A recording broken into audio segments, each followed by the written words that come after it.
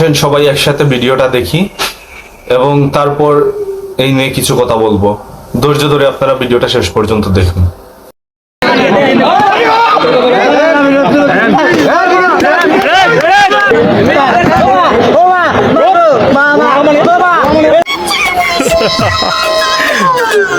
Dance রে ওরে dance এই ডান্স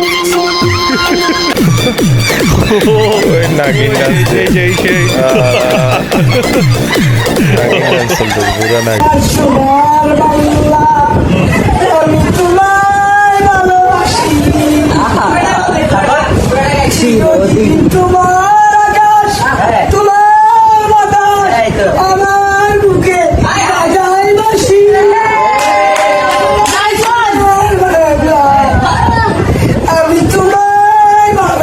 তো যাই হোক, সবাই মিলে আমরা একসাথে ভিডিওটা দেখলাম।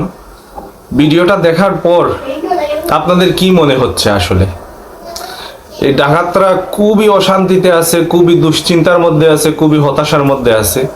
কেউ ডাকাত ধরতেছে, কেউ ডান্স করাইতেছে, কেউ গান করাইতেছে, মানে কি বলবো, মানে অপ্রীতিকর একটা অবস্থার মধ্যে পড়ে গেছে ডাকাতগুলা। আসলে খুবই দুঃখ হয় ডাকাতদের জন্য।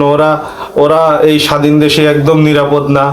আমরা এইসব ডাকাতদের বিনোদনের জন্য এখন আমরা ব্যবহার করতেছি, যারা একসময় মানুষের আতঙ্ক ছিল, যাদের নাম শুনলে মানুষ ভয় পাইতো, আতঙ্কে কাঁপতো বা কান্নাকাটি করতো, আহাজারি করতো, কি হবে ডাকাত পড়ছে। আর এই ডাকাতদের নিয়ে পোলাপাইন স্বাধীন দেশে যা করতেছে সেটা আসলে অত্যন্ত অভাবনীয়, কোনো বাবার বিষয় নয়।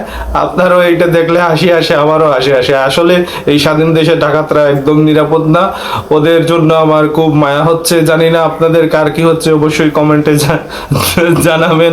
অনেক বিপদে আছে ডাকাতরা। ভালো থাকবেন সবাই, দেখা হবে অন্য কোনো ভিডিওতে। আল্লাহ হাফিজ।